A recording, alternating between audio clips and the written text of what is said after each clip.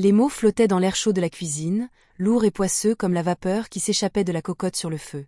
Ce serait tellement plus simple si elle était déjà en maison de retraite. On pourrait vendre et passer à autre chose. C'était la voix de Sophie, ma belle-fille. Aiguisée. Pratique. Un rire bref et sans joie a suivi. Celui de Marc, mon fils. Tu sais bien qu'elle ne voudra jamais. Elle s'accroche à cette maison comme si sa vie en dépendait. J'étais dans le cellier, juste derrière la porte entr'ouverte. Je cherchais le pot de confiture d'abricot que j'avais fait l'été dernier. Mes mains se sont immobilisées sur l'étagère froide. Le bocal en verre était frais contre ma paume. Il ne savait pas que j'étais là. Il me croyait dans le jardin, à arracher les mauvaises herbes autour des rosiers, comme tous les dimanches après-midi. C'était mon rituel. Le leur, apparemment, était de discuter de la fin de ma vie comme on planifie des vacances. On devrait lui faire comprendre que c'est pour son bien, a insisté Sophie. Sa voix avait cette intonation faussement douce qu'elle utilisait pour convaincre, pour manipuler. Une douceur qui cachait une lame d'acier. Je n'ai pas bougé. Mon cœur ne s'est pas emballé. Il n'y a pas eu de souffle coupé.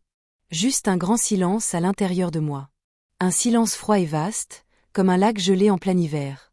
C'était une sensation étrange. Pas de la douleur. Pas de la colère. C'était de la clarté.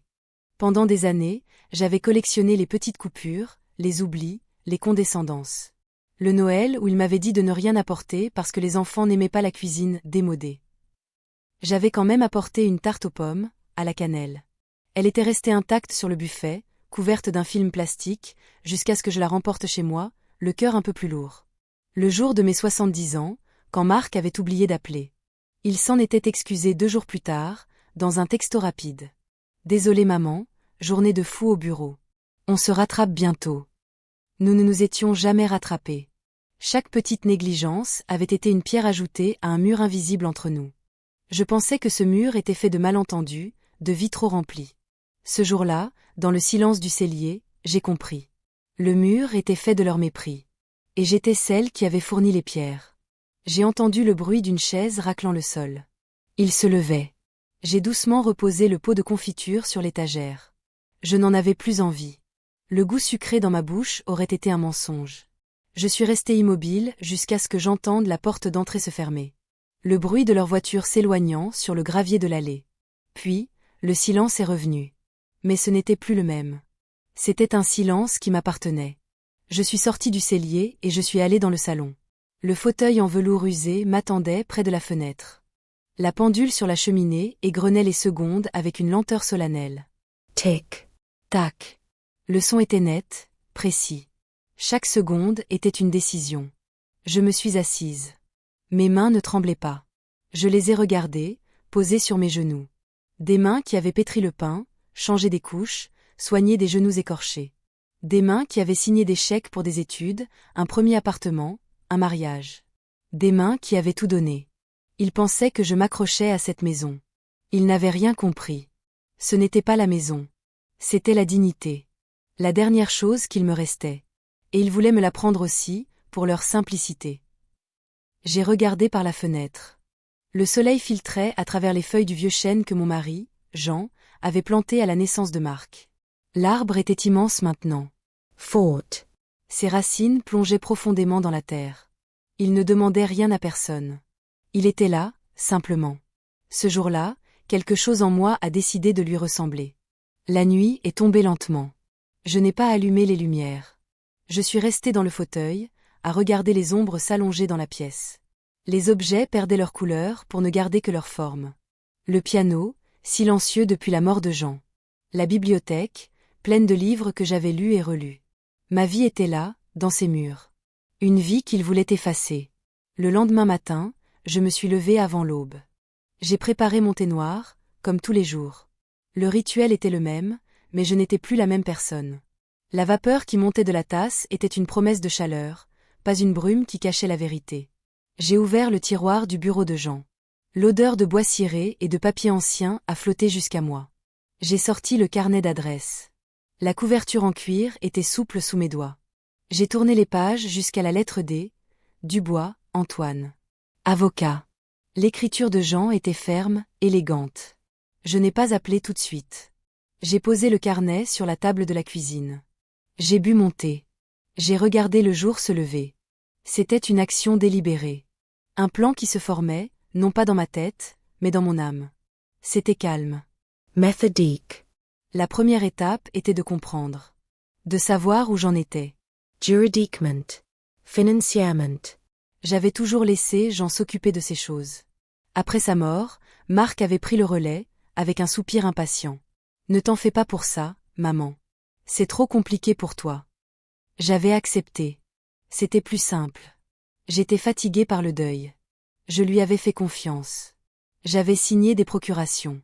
J'avais hoché la tête quand il me parlait de placements et de comptes. Je n'avais rien compris, mais je lui avais souri. Le sourire d'une mère qui croit en son fils. Ce sourire était mort dans le cellier. À 9 heures précises, j'ai composé le numéro. Une voix jeune et professionnelle a répondu. J'ai demandé à parler à Monsieur Dubois. J'ai précisé que j'étais Hélène Fournier, la veuve de Jean Fournier. Il y a eu une pause. Puis, la voix de l'avocat, plus âgée, un peu grave. Madame Fournier. Quelle surprise. J'espère que tout va bien? C'est pour cela que je vous appelle, Monsieur Dubois, ai-je répondu. Ma propre voix m'a surprise. Elle était stable. Claire. J'aurais besoin de vos conseils. J'aimerais faire le point sur ma situation. Il m'a donné un rendez-vous pour le surlendemain. Ces 2 jours d'attente n'ont pas été longs. Ils ont été pleins. J'ai commencé à faire ce que je n'avais pas fait depuis des années. Je me suis occupée de moi.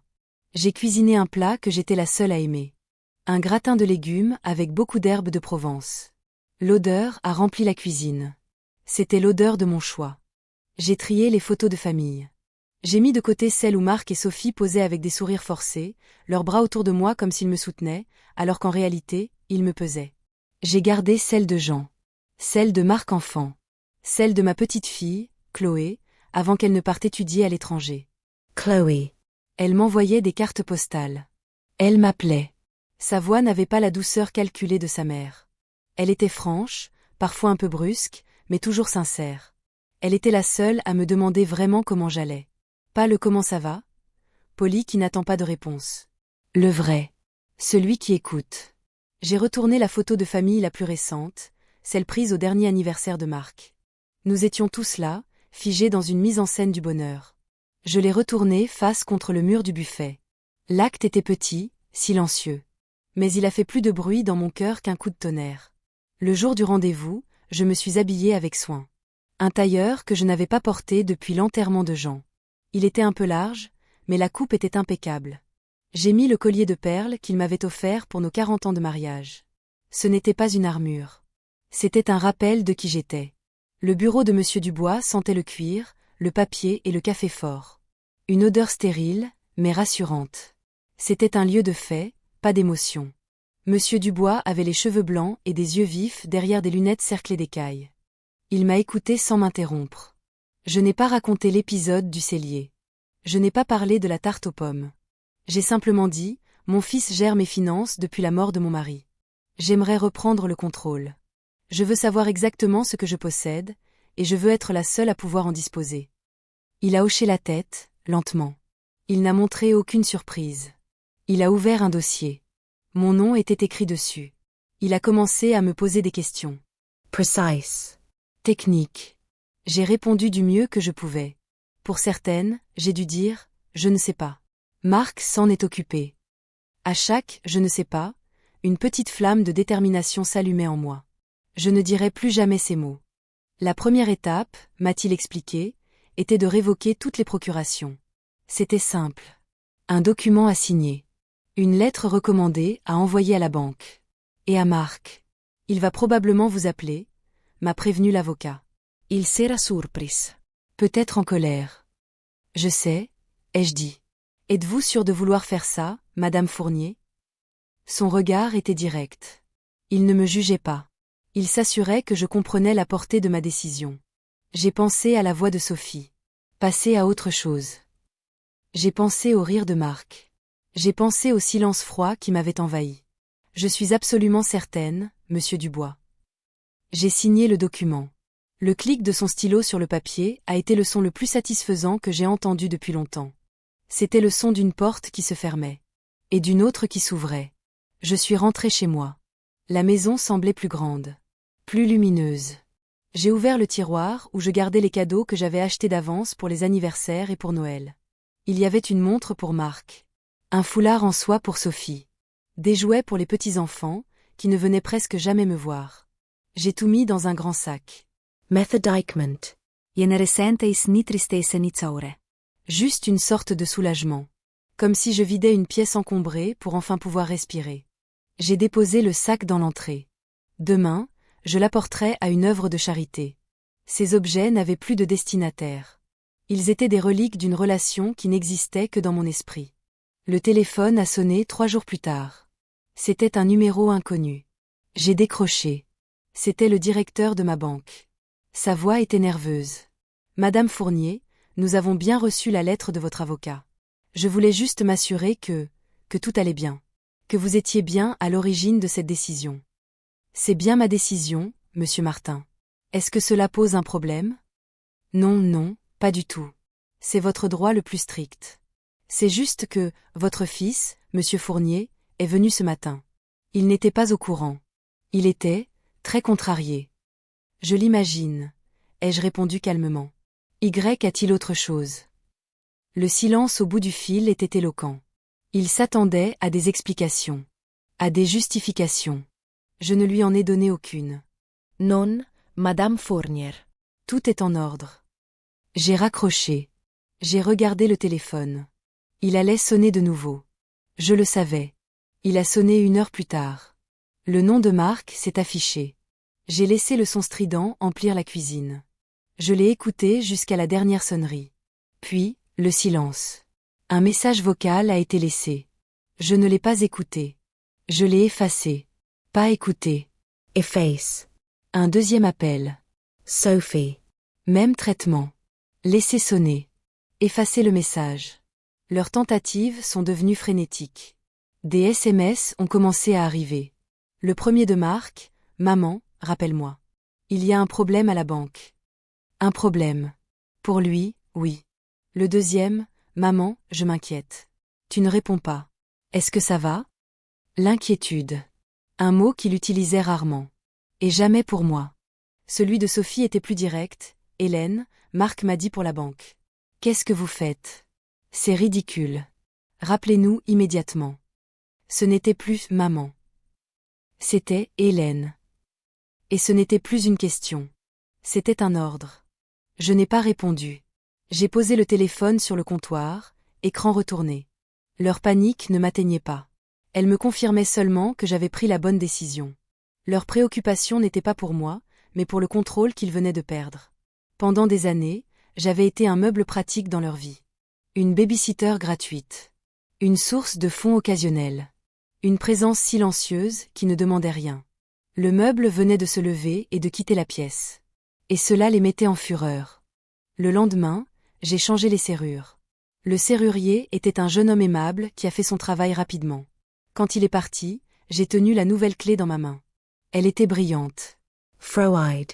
Solide. C'était la clé de ma maison. La mienne, et seulement la mienne. Ce soir-là, j'ai reçu un appel de Chloé, de Montréal. Le décalage horaire faisait que sa soirée était mon milieu de nuit. Mais son appel était toujours le bienvenu. Mamie? Ça va? Je t'appelle un peu tard, pardon. Ne t'en fais pas, ma chérie. Je ne dormais pas. Je suis heureuse de t'entendre. Et c'était vrai. Sa voix était comme un baume. Papa mi appelei. Il avait l'air bizarre. Panique. Il a dit que tu ne répondais plus et qu'il y avait une histoire avec la banque. Il m'a demandé de t'appeler pour voir si tout allait bien. Je suis restée silencieuse 1 seconde. Je pouvais mentir. Je pouvais la rassurer et lui dire que tout était un malentendu. Mais j'étais fatiguée des mensonges. Surtout des miens. Tout va bien, Chloé. Mieux que ça n'a été depuis longtemps. Elle a attendu. Elle savait qu'il y avait plus. J'ai décidé de m'occuper de mes affaires moi-même, maintenant.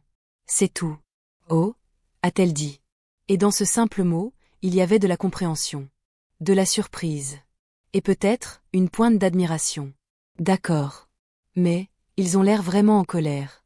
Surtout maman. Je sais. Tu es sûr que va? Tu n'as besoin de rien? Je suis sûre.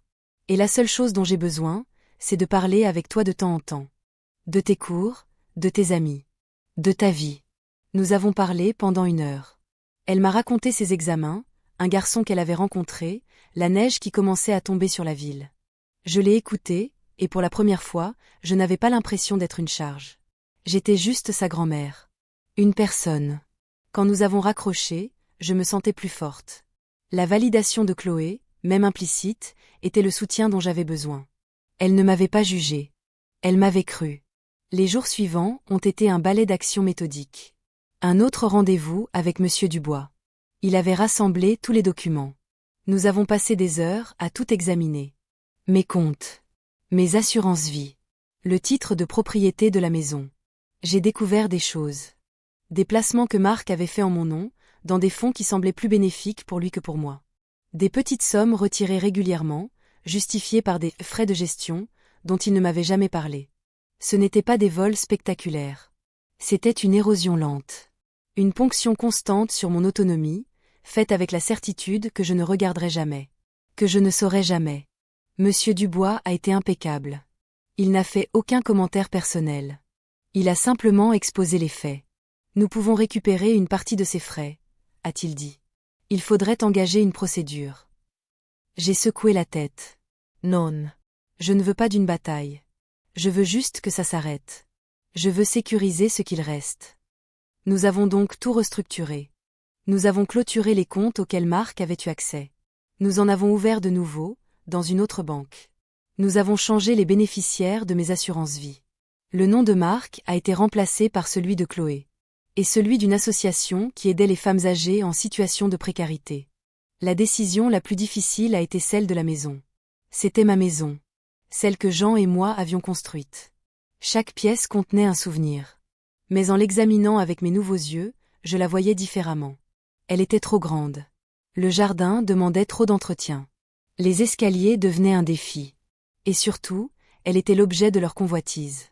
Le trophée qu'ils attendaient de réclamer. Je veux la vendre, ai-je dit à Monsieur Dubois. Cette fois, il a paru surpris. Vous êtes certaine? C'est une grande décision. C'est la dernière chaîne qui me retient à eux, ai-je expliqué. Tant que j'aurai cette maison, ils penseront qu'elle leur est due. Ils attendront que je meure pour la prendre. Je ne veux plus vivre dans une salle d'attente. Il a compris. Il a contacté un agent immobilier de confiance. Le processus de vente a été rapide. La maison était bien située, bien entretenue. Une jeune famille avec 2 enfants est tombée amoureuse du jardin et du grand chêne. En les regardant visiter, j'ai senti un pincement au cœur, mais pas de regret. La maison allait avoir une nouvelle vie. Moi aussi. J'ai trouvé un petit appartement en centre-ville. 2 pièces, avec un balcon qui donnait sur un parc. C'était lumineux, facile à entretenir. Et anonyme. Personne ne viendrait frapper à ma porte sans y avoir été invité. Pendant que je faisais mes cartons, j'ai eu de la compagnie. Une voisine, Élodie, une femme de mon âge dont le mari était mort quelques années avant Jean. Nous nous étions toujours salués poliment, sans plus. En me voyant trier des affaires dans le jardin, elle s'est approchée. Vous déménagez, Hélène? Oui. Je vais en ville. Plus petit. Plus simple. Elle a hoché la tête. C'est courageux. Beaucoup s'accrochent. Nous avons commencé à parler. D'abord de choses banales. Puis, de nos vies. De nos enfants. Je ne lui ai pas tout raconté, mais elle a deviné. Les femmes de notre génération savent lire entre les lignes. Elles connaissent le langage du sacrifice silencieux. Parfois, la famille que l'on a n'est pas celle dont on a besoin, a-t-elle dit un jour, alors que nous partagions une tasse de thé sur mon porche, au milieu des cartons. L'important, c'est de se construire une famille de cœur. Élodie est devenue ma première amie depuis des décennies. Une véritable amie. Nous n'attendions rien l'une de l'autre, à part une oreille attentive et une présence réconfortante. Sa compagnie était simple, sans jugement. La veille de la signature finale pour la vente de la maison, ils sont venus. Je les ai vus arriver par la fenêtre de la cuisine. La voiture de Marc s'est garée brutalement dans l'allée. Lui et Sophie en sont sortis. Leur visage était dur. Tenders. Je n'ai pas eu peur. J'ai simplement essuyé mes mains sur mon tablier et je suis allée ouvrir avant qu'ils ne sonnent. Ou qu'ils n'essaient leur ancienne clé, pour découvrir qu'elle ne fonctionnait plus. Je me suis tenue sur le seuil. Je ne les ai pas invités à entrer. Maman, a commencé Marc. Sa voix était un mélange de colère et d'exaspération. Il faut qu'on parle. Qu'est-ce que c'est que cette histoire? Tu vends la maison? Sans nous le dire? C'est ma maison, Marc, ai-je répondu calmement. Sophie a pris le relais, agressive. Votre maison? C'est la maison de la famille. La maison où Marc a grandi. Vous n'avez pas le droit de faire ça. Le droit. Un mot intéressant dans sa bouche. Qu'est-ce qui vous prend? A continué Marc, en faisant un pas vers moi. D'abord la banque, maintenant ça. Vous perdez la tête? C'est ça? Quelqu'un vous monte le bourrichon? C'est ce nouvel avocat? Ils ne pouvaient pas imaginer que la décision venait de moi. Il leur fallait un coupable extérieur. C'était plus facile que d'admettre leur propre rôle dans tout ça. J'ai gardé le silence. Je les ai laissés parler. Déverser leur frustration, leur sentiment d'injustice. C'était fascinant, d'une manière horrible. Ils se voyaient comme les victimes. Finalement, Sophie a sorti un document de son sac. Elle l'a brandi devant moi. On est allé voir notre notaire. Il nous a préparé ça.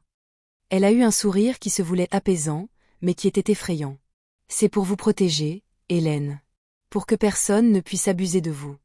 C'est une mise sous tutelle simplifiée. Juste pour la gestion de vos biens. Pour votre sécurité. Mon regard est passé du papier à son visage. Puis à celui de mon fils. Il hochait la tête, l'air grave et concerné. Le masque de l'enfant responsable qui s'occupe de sa vieille mère sénile. Il a pris le papier des mains de sa femme et me l'a tendu, avec un stylo. Son ton était redevenu doux. Le ton condescendant qu'il utilisait quand il me parlait d'argent. Signe ce papier, maman, ne t'inquiète pas. C'est pour que tout redevienne simple. Comme avant. Comme avant. Ces mots ont résonné en moi. Comme avant, quand j'étais une non-personne. Comme avant, quand il planifiait ma mise à l'écart dans ma propre cuisine. Un sourire a effleuré mes lèvres. Un vrai sourire, cette fois. Un sourire de pure, tranquille et inébranlable certitude. Je n'ai pas pris le papier. Je ne l'ai même pas regardé. J'ai reculé d'un pas dans l'entrée. Je me suis tournée vers la petite table où était posé mon téléphone. Je l'ai pris. Sous leurs yeux stupéfaits, j'ai composé un numéro de mémoire. J'ai mis le haut-parleur. La sonnerie a retenti dans le silence de l'entrée. Une sonnerie. 2. Cabinet Dubois, bonjour. Bonjour, ai-je dit, ma voix toujours aussi calme. Hélène Fournier à l'appareil. Pourrais-je parler à Maître Dubois, s'il vous plaît? C'est assez urgent. Le visage de Marc s'est décomposé. La couleur a quitté ses joues. Sophie avait la bouche ouverte, mais aucun son n'en sortait. Ils ont compris. À cet instant précis, ils ont compris que la femme qu'ils pensaient contrôler, la vieille dame qu'ils croyaient pouvoir manipuler, n'existait plus. L'avocat a pris la ligne. Madame Fournier. J'allais vous appeler. Tout est prêt pour la signature de demain. Je sais, maître. Je vous remercie. Je vous appelle pour autre chose. Mon fils et ma belle-fille sont chez moi. Ils me demandent de signer un document. Une mise sous tutelle, je crois. Il y a eu un silence glacial au bout du fil. Puis, la voix de Monsieur Dubois, tranchante comme une lame. Ne signez rien, Madame Fournier. Absolument rien. Sont-ils encore là? Oui, ils sont juste devant moi. Passez-moi votre fils, s'il vous plaît. J'ai tendu le téléphone à Marc. Il l'a regardé comme si c'était un serpent. Il a secoué la tête, incapable de bouger. Il ne semble pas vouloir vous parler, maître, ai-je dit dans le combiné. Très bien. Madame Fournier, je vous demande de leur dire de quitter votre propriété immédiatement. Dites-leur que s'ils insistent, vous appellerez la police. Et que toute nouvelle tentative de ce genre sera considérée comme du harcèlement et de la manipulation de personnes vulnérables, avec les conséquences juridiques que cela implique. Est-ce que c'est clair? Parfaitement clair. J'ai regardé Marc et Sophie. Leur visage était un mélange de fureur et de défaite. Vous avez entendu. Je vous demande de partir. Maintenant. Sophie a trouvé sa voix. Un sifflement venimeux. Vous ne pouvez pas nous faire ça. Après tout ce qu'on a fait pour vous. Qu'avez-vous fait pour moi, Sophie? Ai-je demandé, et pour la première fois, il y avait un froid polaire dans ma voix. Qu'avez-vous fait, à part attendre que je disparaisse pour que votre vie soit plus simple? Le coup a porté. Elle a reculé comme si je l'avais giflée. Marc a finalement bougé. Il a pris le bras de sa femme. Il n'a pas dit un mot. Il ne m'a pas regardé. Il l'a entraînée vers la voiture. Je les ai regardés partir. J'ai attendu que la voiture disparaisse au bout de l'allée. Puis, j'ai parlé dans le téléphone. Ils sont partis, maître. Bien. Je suis soulagée. N'hésitez pas à m'appeler si cela se reproduit. Pour demain, tout tient toujours? Oui, tout tient. Merci, monsieur Dubois. Pour tout. J'ai raccroché. J'ai fermé la porte. Le clic du nouveau verrou a été un son définitif. Je me suis appuyée contre le bois frais de la porte. J'ai fermé les yeux. J'ai senti une larme, une seule, rouler sur ma joue. Ce n'était pas une larme de tristesse. C'était une larme de libération. Le baptême de ma nouvelle vie. Le déménagement a eu lieu la semaine suivante. Élodie et Chloé, qui avaient insisté pour prendre un billet d'avion et venir m'aider, ont été mes anges gardiens. Chloé était silencieuse, efficace. Elle ne m'a posé aucune question sur ses parents. Elle a simplement été là. Rangeant mes livres, emballant ma vaisselle, me préparant des tasses de thé. Un soir, alors que nous étions assises au milieu des cartons, dans le salon presque vide, elle a pris ma main. « Je suis fière de toi, mamie. » Ces quelques mots valaient plus que tous les discours du monde. Ma nouvelle vie a commencé. Elle était simple. Paisible. Je me levais quand je le voulais. Je lisais pendant des heures sur mon balcon. Je me promenais dans le parc. Je déjeunais avec Élodie une fois par semaine. Nous allions au cinéma, voir des films que Marc et Sophie auraient jugés ennuyeux. J'ai appris à gérer mon budget.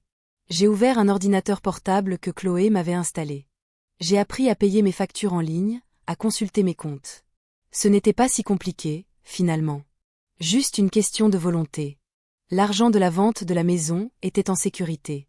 Une partie était placée, me garantissant une retraite confortable. J'ai fait un don important à l'association que j'avais choisie. J'ai reçu une lettre de remerciement manuscrite de la directrice. Je l'ai lue plusieurs fois. Mon argent servait à quelque chose de bien. Il construisait, au lieu d'être simplement attendu. J'ai mis en place un trust pour Chloé, pour ses études, pour l'aider à démarrer dans la vie. L'argent lui parviendrait à ses 25 ans. C'était ma façon de lui dire merci.